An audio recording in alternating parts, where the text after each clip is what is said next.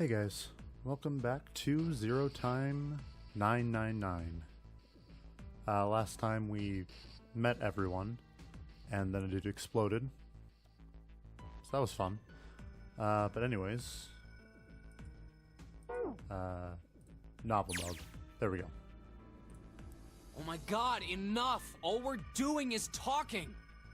I cannot agree more. Santa threw up his hands, his voice filled with irritation. Talking won't solve anything! It can't help us find our way out of here! I mean, it could. You really sure you want to just sit around? If I remember right, we only have 8 hours. We've only got 7.5 hours left. We already wasted an hour and a half of our 9 hours. Oh. Everyone there was already on the edge of panic. What Santa told them only made that feeling more intense. No one was willing to argue this time. You're right. Very well then. There's only one way for us to proceed. Sure not gonna be fun running around knowing we gotta jump when Zero says jump. Well, it's stupid to just sit around here doing nothing. I could not agree more. So now we're gonna go through the doors. Well, thanks to Snake's card, at least we have some idea of how this all works. Correct. And so long as we all follow the rules, we will most likely be all right. Thank you, Snake. But But what? Junpei. They knew what they were doing. who's going to go in which door? June looked toward the number doors. Oh yeah, that's right. We can't have any more than 5 people in one door. There are 7 right now. All 8 of us can't go in the same door. Then it would seem we will have to split up. Wait! Lotus looked terrified. I'm telling you now, there is no way in hell that I'm going into door 5. Well, fuck you too. Come on now, don't be selfish. Call me whatever the hell you want. I'm not going in there. If I'm going to have to walk through all that blood, then I'd rather stay here. The blood's gonna be cleaned up, isn't it? And we were doing so well. Ace shook his head sadly. Sorry, but I ain't going in there either. Someone else can go into door 5. Oh, Santa, not you too. Hey man, I just bought these shoes. If you think I'm getting some creepy dude's blood all over him, you got another thing coming. That was the last straw. What the hell, man? Weren't you the one who kept saying we should get going? Yeah, it's true. We only have 7.5 hours. Yeah, so, doesn't mean I wanted to go into door 5. Oh, God. Yeah, you represent me right now, Ace. There was an awkward silence. Finally, 7 spoke. Fine, I'll go into door 5. I can't go in there alone, though. Anyone else willing to come with me? There was another long silence. This time, Snake was the one to break it. I'll go. What? Well, he can't see the blood, so... Don't worry. You'll be fine. We may part now, but I'm certain we'll meet again later. How do you know that? Because he's magic. Because I do. That's not an answer! No? If you're going, I'm going too. I'm going into door 5. Okay, so that's... What is it? That's 4? No, that's 3 people. She's 4, he's 2? I can't remember. Yeah, I think he's 2. So... 4, 2, 6, plus 7 is 13, which is 4, so we need one more person to add up. What am I going to do with you? There's nothing you have to do. Ace stepped forward. If I join you, the problem is solved, correct? Oh. 7 is 7, and Snake is 2. Oh. And if you add Clover's 4 and my 1, the digital route will be 5. 7 plus 2 plus 4 plus 1 is 14. The digital root of 14. 1 plus 4 is 5. Yeah. Oh, it works perfectly! Correct. The 4 of us can go into door 5. Wait, what about the other 4? What's their digital route gonna be? That's true. We gotta think about that. Junpei did a quick mental calculation. Lotus, Santa, June, and me. Our bracelet numbers are 8, 3, 6, and 5. 8, 3, 6, 5. 8 plus 3 plus 6 plus 5. plus 3 is 11, which is 2. 2 plus 6 is 8. 8 plus 5 is 13, so that gives me a number of 4. 8365. What would our digital root be? 8 plus 3 plus 6 plus 5 is 22. So, I do it wrong, but I somehow get the correct answer. digital root of 22, 2 plus 2 equals 4. He repeated what he determined. It's 4. Add up our 4 bracelet numbers and the digital root is 4. Then we can go into door 4. Yeah. Huh. That worked out well. So Correct. the team assignments will be like this. 7, Snake, Clover, and Ace. They would go through door 5. Alright. Lotus, Santa, June, and me will go through door 4. I like how, alright, we're establishing. Are these really the teams I want?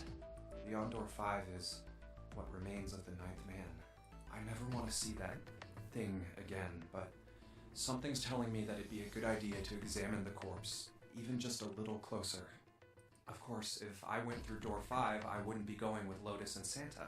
I could bring June with me through door 5, but that means she'd have to see the body in there. I don't want to put her through that. And you also don't want to be separated from her. Should Junpei I was stay torn. silent and go through door 4? Or should I stop them and insist on door 5? As he turned his options over and over in his mind, Ace spoke up. All right then. It seems we've reached a conclusion. Shall we go? He began to walk toward door 5. I'm going through door 5. Clover and Snake followed, with 7 a short distance behind. We're over there too, right, Snake? The door's not going anywhere. Slow down. Which door? Okay. If I go through door 5, I'm pretty sure the body's not going to be there anymore. So I'm going to go ahead and go through door 4 right now. Decided the door 4 would be fine. I'll go through door 4 with Lotus, Santa, and June. There's nothing to worry about. I just need to stay by her side. Good man, Junpei. June, Akane It should Kuroshishi. be fine. It's no problem this way. I should see the other 4 off. He made no shows of affection, but Junpei saw her as something more than just a friend from his childhood. Looks like Ace and the others are going. He watched the other 4 walk towards their door. Ace, Snake, Clover, and 7.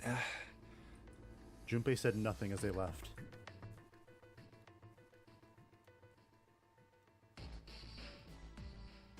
Before long, they had reached door 5. They talked to one another for a few seconds, saying things Junpei couldn't hear, and then laid their hands one by one on the scanner panel of the red.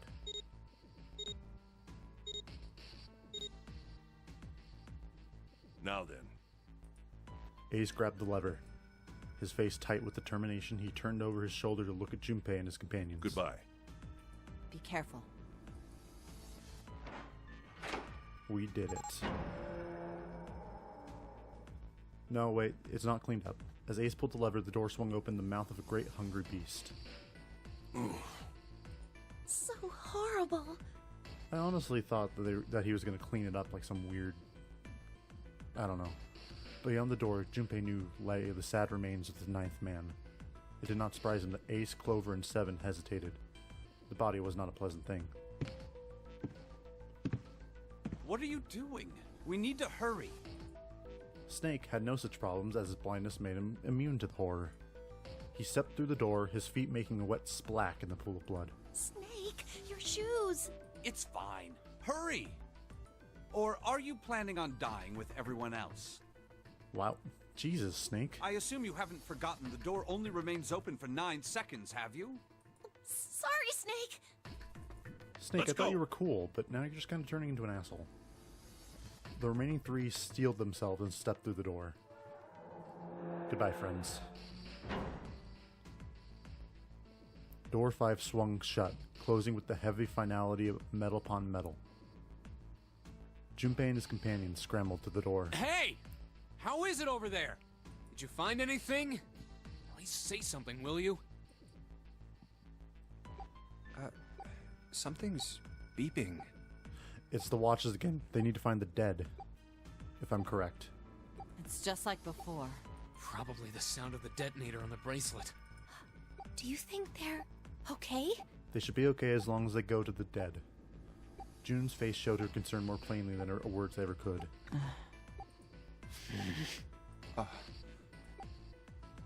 Almost as though in response to her question, a voice rang out from the other side of the door.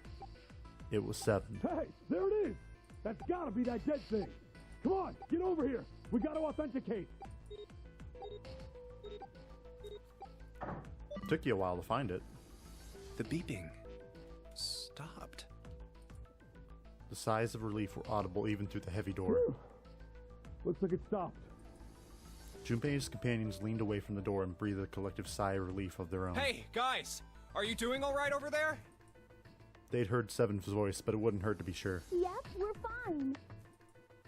Despite the recent danger, Clover's voice was as bubbly as ever. Oh, hey, I'm gonna tell you about this whole dead thing, okay? The dead is just like the red, but the color's different. Okay. You know how the red was red? The dead's black? Well, the dead is blue. Never mind. Other than that, it's just like the red. Authenticating is the same too. Awesome! Thanks. That helps a lot. Well, we should probably move on now. You be careful out there. Thank you. Roger that. Junpei and the others left door 5 and headed towards door 4. Now it's our turn. I'll go first. They stood in front of the red and placed each of their hands upon it.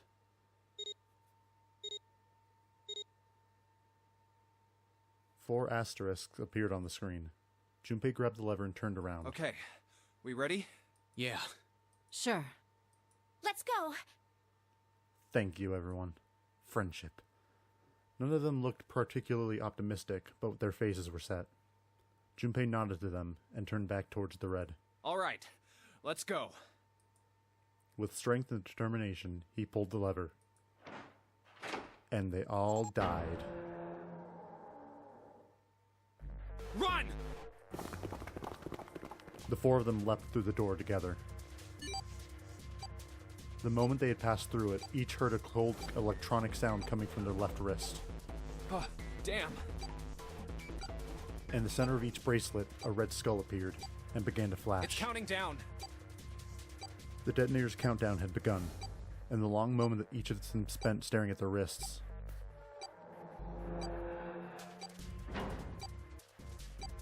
The numbered door behind them closed, the sound of metal on metal reverberating down the hallway. We can't go back! Well, no shit, Santa. We need to hurry and find the device. Hey! Where the hell is the dead? How would I know?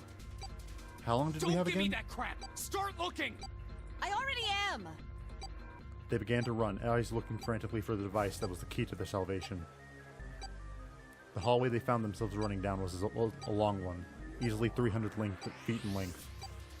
On the right side of it stood a series of wooden doors, all nearly identical.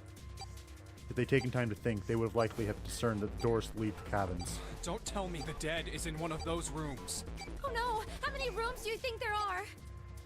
Junpei was too frightened to count properly, but at his best guess, there were 7 or 8 of them. Ah, fuck! We don't have time to count. Junpei ran to the nearest door. We just need to open them all. He grabbed the knob and shook it hard, but it was locked. It won't open. It didn't feel locked, more like someone had hammered an iron plate over the other side of the door. Junpei turned around to find another door and saw that his companions had already run to the doors of their own. They did not seem to be having any more success than he had. Their own words confirmed his fears. Shit, this one's no good. Same here. It's not moving! June was the last to speak up. Ah! Just as Junpei looked in her direction, his eye caught something he hadn't noticed before. A small, red, blinking light. There it is! At the end of the hallway! Run! Why had we not tried that before? Even as he yelled, he ran.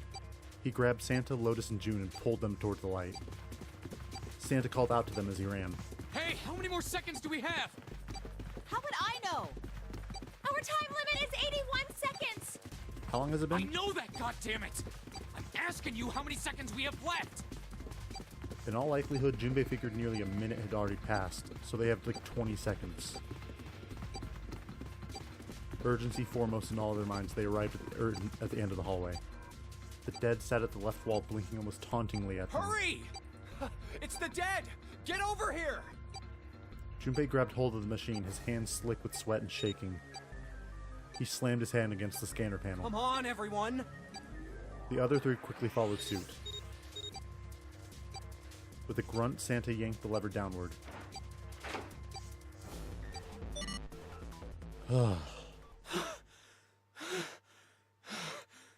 Thank God.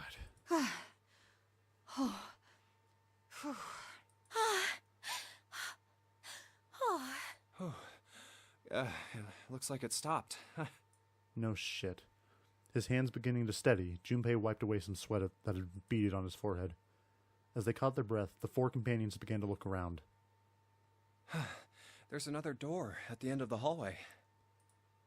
He could see a heavy-looking set of double doors.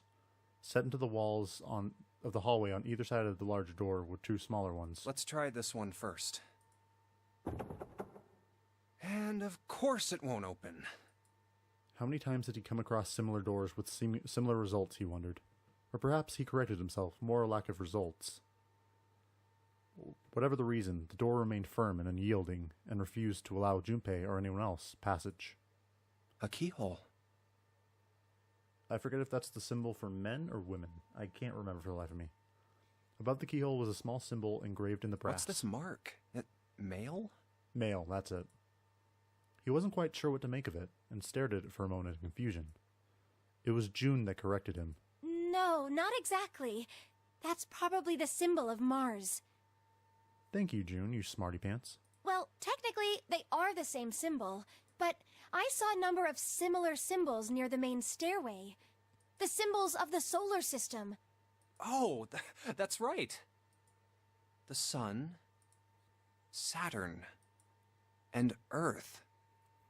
The Sun, Saturn, and Earth, I don't get how that plays into it.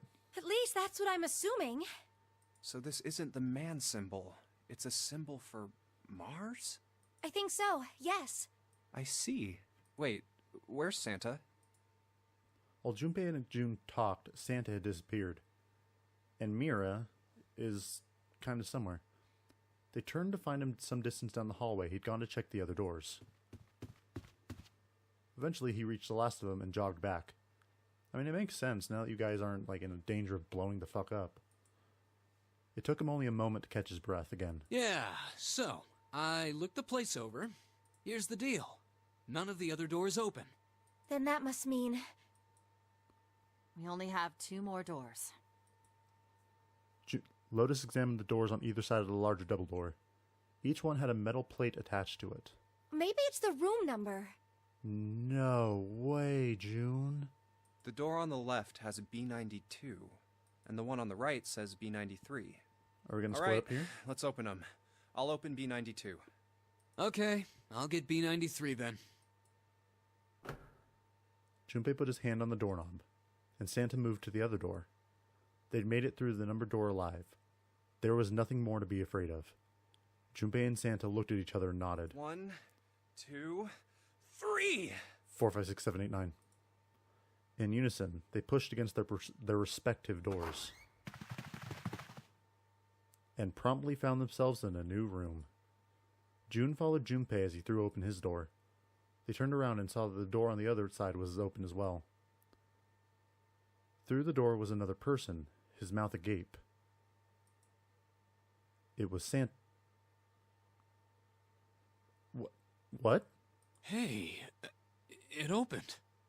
Yeah, it did. Oh, I thought that, like, they opened in like a portal-esque way. So like they opened the door on each other and they were just looking at each other. That would have been weird. Junpei and Santa looked at each other. I didn't expect that. It was so easy. When opening doors is like a life-changing moment for you. Lotus's calm voice broke into their thoughts. Maybe this is all part of Zero's plan. Can't say I enjoy being treated like someone's puppet. Well, get used to it, because that's what Zero, or the Nonary game, is for. As she headed for room 93, Lotus continued. Well, now we have these 2 rooms. I'm sure there's something in there that will help us get out of here. Correct. Let's find it. Santa and I will search this room. You two take the other one. All right. Okay. Alright, okay. Alright. Oh.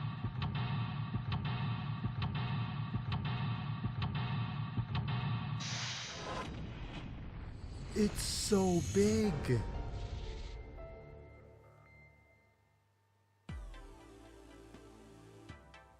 Oh, you've got to be... This room is huge!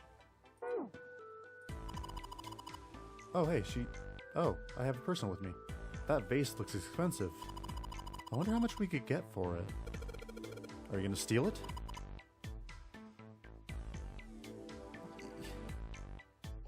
God damn it, why do you gotta be so cute, Akane? Looks like a valuable vase. Empty, though. Looks like there's a room to the right of the vase. Hello? That's the bathroom wall. There are square tiles all over it. They've all got geometrical shapes. That's the shower knob. Let's see if anything happens when we turn it. No water's coming out. Putting soap on. Used the shower once, so I know. Alright, well, that was... Oh, wait, there's more to this room, isn't there? Now let's check the toilet. There's nothing there. The tank's empty, too. There isn't even any water in it. Why is there no water? A collection of full and partially depleted rolls of toilet paper. Someone was well prepared. There's nothing too suspicious about it. Yeah, why don't we go back to the living room? Okay, let's go back. Okay. What? This is a kind of weird looking painting. Do you think it's an abstract painting or something? Looks kind of like a demon with an elephant-like nose. Sucking on a human being's brain. Where the hell did that come from? Can't say I'd mind finding out a little bit more about what goes on in there. Yeah, same here. Looks like there's a room on the right of this painting. Yeah, I know. Jumpy, where are you going? I was thinking about going over to Lotus's room. Do you think maybe you could look around here a little more before you go? There's a lot for me to do here by myself. Okay, yeah, sure. Matches. Alright. So I got matches. And now the music stopped. Junpei looked down blankly at what he was holding, then looked up at June. Oh yeah, how's your fever? You feeling better now? Yes, I'm fine. Cool. June certainly looked fine. I can't believe I said that sentence. Let me see your forehead. Junpei held his hand on her forehead for a few seconds. Can I get a repeat on that? Please? Guess it really has gone down. Are you worried about me? No, I'm not worried about you, Baka. Yeah, guess I actually get to choose dialogue. Oh my god. Yeah, you know what? I am. Yeah, I guess I am. Yes. June blushed and giggled. By the way, Jumpy, Yes. how did you end up here? Well, you see, I booked a ticket on the SS Crazy Loon. What do you mean? I told you earlier, didn't I? There was a man with a gas mask when you got home at night. You inhaled some white smoke and passed out. When you woke up, you were on D-Deck. Damn straight. But is that really the truth? Probably? What? Jumpy, are you hiding something from me? No, I would never hide anything from you, dearest. No, why would I? Well, if you think about it, this is awfully suspicious. I mean, why would two childhood friends bump into each other in a place like this? For the ship. Hey, I could ask you the same thing. Are you hiding something? Don't have an argument now. What would I hide? Well, I don't know. Anything. I mean, you're hiding it. How would I know? Flawless logic. You mean like the number of men I've dated? Well, yeah? Yeah, I guess? Junpei's heart stumbled over its... Do you want to know? Maybe not? He had to admit he was a little curious. Don't worry. She smiled at him. Only 18. Jesus shit. Fuck, Akane, you get around. Yeah. Time 0. Oh. You little cheeky bitch, I love you. Yeah, I guess I just haven't met Mr. Right yet. Oh my god.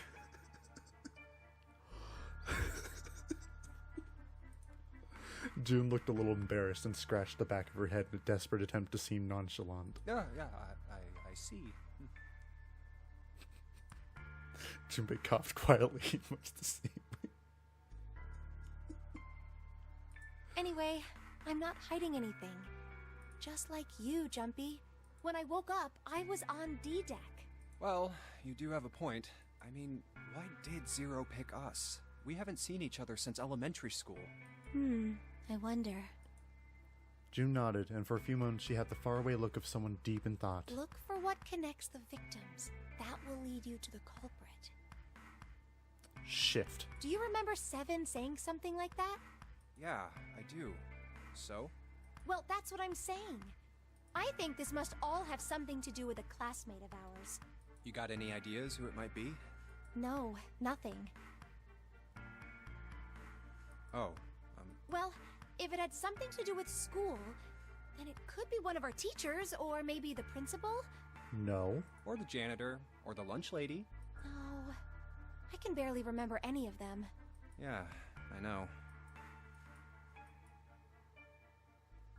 Was that... Oh, Junpei went back to searching, feeling unpleasant and confused. Elementary school. Elementary school. Elementary school. Elementary school.